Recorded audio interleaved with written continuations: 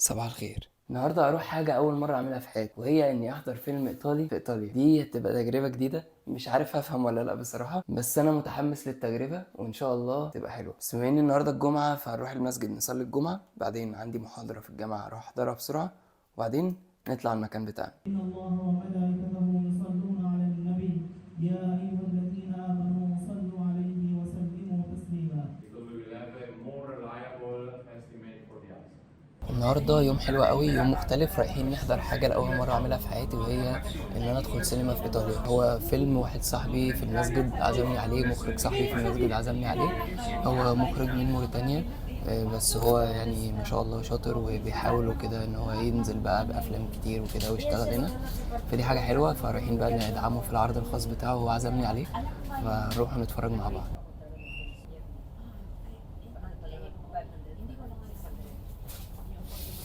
الحاجة اللي قدام دي قفلت الستارة بتاعة الباص. أنا أول مرة أعرف إن في ستارة في الباصات أصلا، فمتشكرين والله. الشمس كانت وحشة أوي. العلم حلو برضه يا جماعة. للأسف عاملين إضراب، والقطر قرر إن هو مش هيوصل للمحطة اللي أنا عايزها، وهيقف في محطة معينة، مش هيكمل يعني، هو هيقف كده وخلاص. نزلت بقى المترو علشان اركبه من نفس المحطة. فاضل على المترو بتاعنا 5 دقايق، احنا هنركب اتجاه ريبيبيا. ده من اسوأ الحاجات اللي موجودة في روما، هي المواصلات سيئة سيئة سيئة، وحوار الاضرابات ده كل مكان، في الباصات، في المترو، في القطر، في المطار. حتى المطار ممكن الطيارات تتأخر او ما تطلعش اصلا، فموضوع المواصلات ده وحش قوي. معلومة سريعة يا جماعة لأي حد في روما أو هيجي روما قريب، المترو الخط بيه بيتقسم الاتجاه اللي هو من لورنتينا لحد ريبيبيا أو يروح يونيو. فهو بيجي عند محطة بولونيا دي ويتقسم. كل قطر بيجي بيبقى مكتوب عليه من قدام هو رايح فين، فهتلاقي الاتجاه ده بيختلف. فانت لازم تخلي بالك وانت بتركب، هتركب يونيو ولا هتركب ريبيبيا. وبيبقى مكتوب برضو هنا على الشاشة زي ما انتم شايفين كده، ريبيبيا ويونيو، لازم تبقى عارف انت رايح فين. ودي بقى محطة المترو والقطر والترام وكل حاجة، دي عليها كل حاجة هنا ممكن تشوفها. مهمة قوي لو انت عايز تعرف بقى او تفهم النظام هنا عامل ازاي. دي تيرميني، دي المحطة الرئيسية اللي بيطلع منها كل حاجة، باصات وقطارات مترو، كل حاجة موجودة من هنا. هنا بقى بقية المحطات. ده مترو لينيا A بيبدأ من باتيستيني ويروح لحد أناينا، وبعدين اللينيا بي بيبدأ من لورنتينا اللي هي دي، بعدين يطلع لحد هنا بقى زي ما قلنا بيتقسم بيبيا ويونيو. في بقى كمان مترو لينيا شي او لينيا سي، بيبدأ من سان جوفاني وبيروح لحد مونتي كومباتري او بانتانو، وهيخلوه يكمل بعد كده يعني. ده المترو بتاعنا بقى، بصوا هتلاقوا مكتوب عليه من قدام كلمة ريبيبيا، خلوا بالكم وانتوا بتركبوا علشان ما تتسوحوش. بصوا مكتوب عليه اهو. هنا برضو من آداب المترو إن أنت تقف على الجنب على اليمين، الناس تنزل. بس طبعا زي ما انتم شايفين محدش بيحترم الآداب، على ما الناس تنزل وتركب انت يعني. هننزل في محطة تيبورتينا اللي هي اللي فوق دي. دي محطة كبيرة هنا وفيها قطورات كتير وكده، هنركب منها إن شاء الله. يا جماعة الدنيا زحمة أوي، احنا وصلنا دلوقتي محطة وهروح أدور على القطر بقى. اشتريت التيكت وهنروح دلوقتي على الرصيف. سكوزي mi fa passare per favore grazie. هنا القطر الحمد لله كان فاضل 3 دقايق. للأسف كنت مستعجل، خدت التيكت ونسيت اخد الباقي. أول مرة ادفع كاش، دايما بدفع بالفيزا، فنسيت الباقي. بس مش مشكلة بقى، خير يعني. كده وصلنا المحطة بتاعتنا، هنروح بقى ناخد باص علشان نلحق، عشان احنا دلوقتي متأخرين، الساعة 7:15 والفيلم 7:30. وصلنا ومستني الباص، بس شكله هيبقى متأخر قوي يعني. شكلها مدينة كده ما فيهاش مواصلات كتير ومدينة صغيرة يعني، فللأسف ما فيش باصات كتير، والسينما خلاص هيعرضوا الفيلم، فاضل تقريبا 7 دقايق. يا رب نوصل بس قبل ما الفيلم يخلص يعني. طول ما أنا واقف عربيات تيجي تاخد الناس وتمشي، تقريبا محدش هنا بيعتمد على الباصات يعني، كله عربيات صغيرة كده تيجي تاخد اللي مستنينه أو اللي وصل من المحطة بتاعة القطر ويمشوا على طول.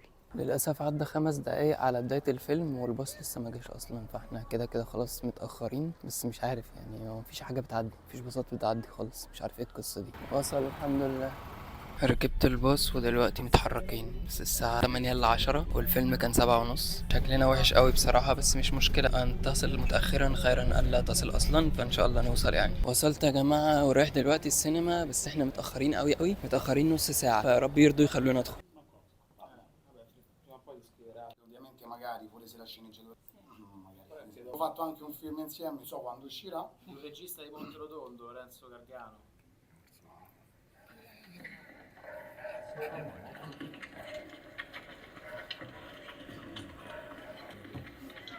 Devo da. Come devi andare? Sì, mi dispiace. per stasera. No.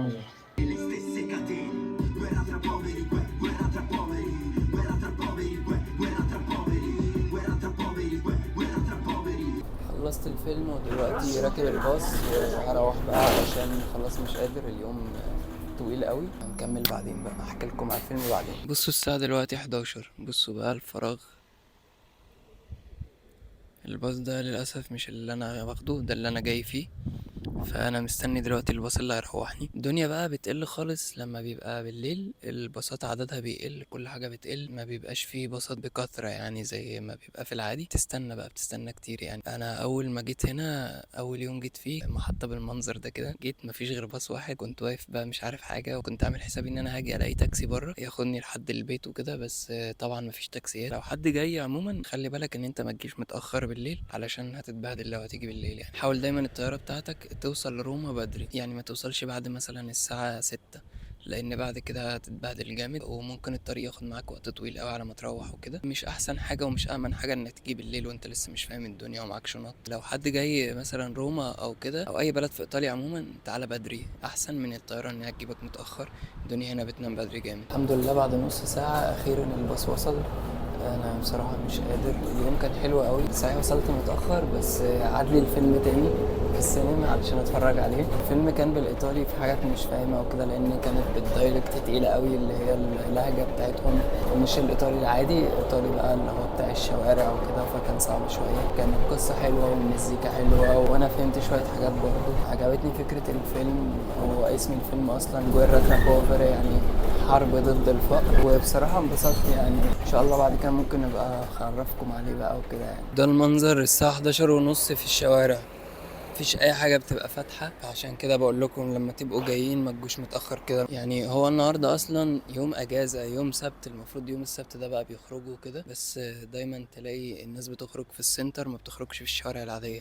فانت لو جاي ما تجيش ابدا متاخر. اهلا بيكم في الحلقه الثانيه من كوكينج ويز مو، او لسه مش لاقي لها اسم بصراحه الفقره دي، فاكتبوا لي في الكومنتات اسماء او اقتراحات للفقره عشان نثبتها. بما انكم حبيتوا الطبخه الحلقه اللي فاتت، المره دي هنعمل طبخه انا بحبها جدا، وهي طبخه مصريه اللي هي الجلاش باللحمه. طبخه انا بحبها جدا وان شاء الله تبقى سهله، وعملتها قبل كده فباذن الله تطلع كويسه يعني. بس قبل ما نعمل اي حاجه اعمل لايك، ولو انت مش عامل سبسكرايب اعمل سبسكرايب، ويلا بينا. طيب انا طلعت اللحمه علشان تفك، والمفروض النهارده هنبدا الاول بالبصل. البصل للاسف بيعمل ريحه مش حلوه في الايد، ما بيطلعش خالص، فاشتريت الجلافز ده علشان اعمل بيه البصل عشان ايدي ما تتوسخش. طيب بعد ربع ساعة لبسنا الجلافز الحمد لله، نبدأ بقى نقطع البصل. بصوا يا جماعة، عندي مشكلة كبيرة مع البصل، ما بعرفش اقطعه خالص. حاولت كتير قوي بصراحة ان انا اتعلم اقطعه بس مفيش فايدة. في واحد صاحبي قال لي ان المفروض استخدم السكينة دي، فهو سلفها لي. مش عارف هي بصراحة هتبقى احسن من السكينة اللي بستخدمها ولا لا، بس هنكتشف يعني. دلوقتي قطعنا البصلايه نصين، ان شاء الله نعرف نتعامل يعني. اعتقد المفروض كنا نقشرها الاول. قشرنا البصلايه الحمد لله، هنقطعها بقى. ما انا بشوف شيفات على النت بيقطعوا البصلايه بالطريقه دي، بيعملوا زي خطوط كده وبعدين يقطعوها تك تك تك على طول كده بسرعه، فهنجرب. بفكر اعمله زي الملوخيه، نعمل كده. بصل مبهدلني. وحين تكتشف بأن الزمان ليس زمانك وأن المكان ليس بمكانك. شوح كده تشويحه بسيطه يبقى لونه اصفر، وننزل باللحمه على طول. للاسف ما عرفتش اقطع البصل صغير قوي بس حاولت يعني. شوحت البصل وخلاص لونه بدا يبقى برتقاني كده، هنزل بقى باللحمه. ده نص كيلو هعصجه كله، نقلبها بس كده عشان تفك، لان هي احنا مطلعها من الصبح بس ما فكتش للاسف. دي بقى بهارات لحمه اشتريتها من ليدل هنا في ايطاليا، حطها بتدي طعم حلو قوي للحمه.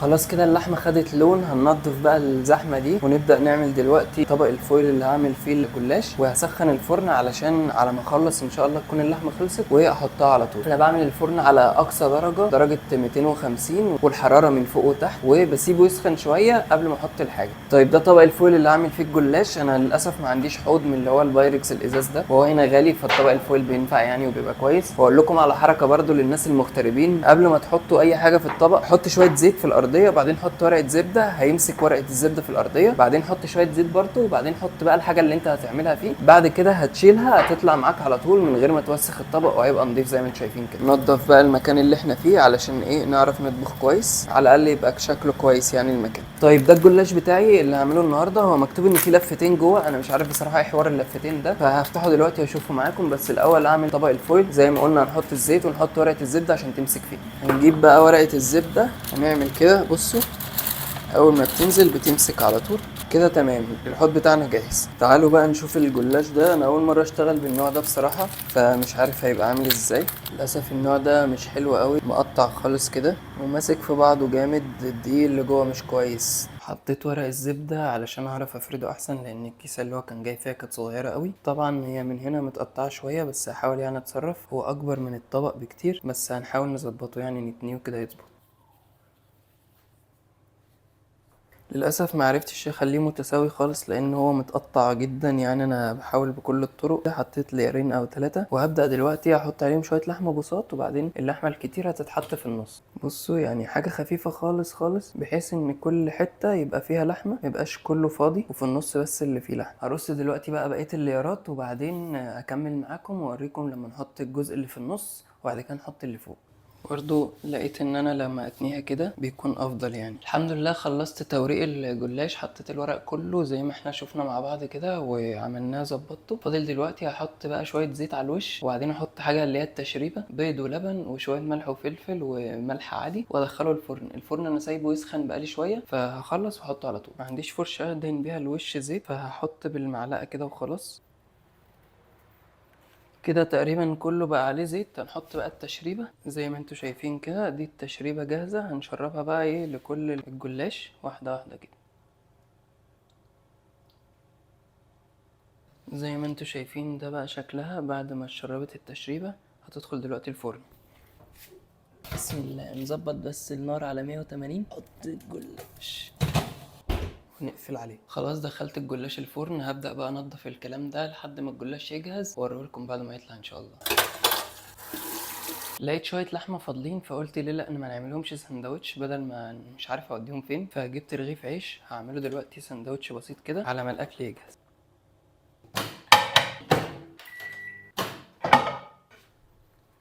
بصوا ده بقى شكل الجلاش دلوقتي. تعالوا بقى نشوف طعمه مع بعض حلو ولا لا. ده شكله من الجنب. تعالوا بقى نجربه. بسم الله.